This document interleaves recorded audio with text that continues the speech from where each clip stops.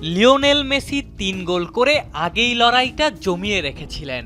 Cristiano রোনালদোর ওপর চাপটাও তাই কম ছিল না। চিরপ্রতিদ্বন্দ্বী হ্যাটট্রিক করলে ভালো করার চাপ তো থাকেই। ২ যুগের ক্যারিয়ারে বারবার চাপকে জয় করা রোনালদো যেন চাপের মুখেই ভেঙে পড়লেন। এমন একটা দলের সঙ্গে শিরোপা প্রত্যাশী পর্তুগাল ড্র করল, যে ডিআর কঙ্গো বিশ্বকাপে ফিরেছে ৫২ বছর পর। যদিও মাঠে নেমেই দুটো রেকর্ডের মালিক হয়েছিলেন রোনালদো। ৭ সকালে টানা ষষ্ঠ বিশ্বকাপ খেলতে নেমে রেকর্ড গড়েছিলেন আর্জেন্টাইন ক্যাপ্টেন মেসি। রাতে সেই রেকর্ডে ভাগ বসালেন পর্তুগিজ ক্যাপ্টেন। ৬টা ফুটবল বিশ্বকাপে মাঠে নামা ২ ফুটবলার, খেলাটার ইতিহাসেরই ২ কিংবদন্তি।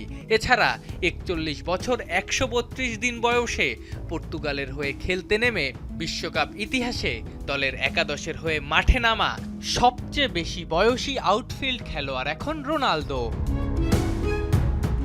যদিও ম্যাচের শুরু থেকেই একের পর এক আক্রমণ চালিয়ে গেছে পর্তুগিজরা, সাফল্য পায় আগেভাগেই। ৬ষ্ঠ মিনিটেই পর্তুগালকে গোল এনে দেন জোয়াও নেভেস। আন্তর্জাতিক ক্যারিয়ারে নেভেসের ৪র্থ গোলের যোগানদাতা নেতো।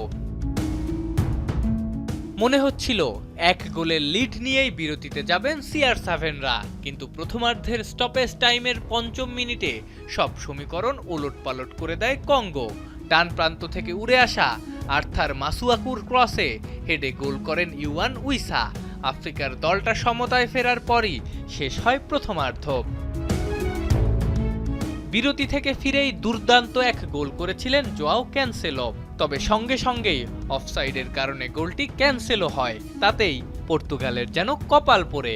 বাকিটা সময় বারবার গোলের চেষ্টা করেও আর গোল দিতে পারেননি ভিতিনিয়ারা। ফলে হিউস্টনে রচিত হলো ইতিহাস।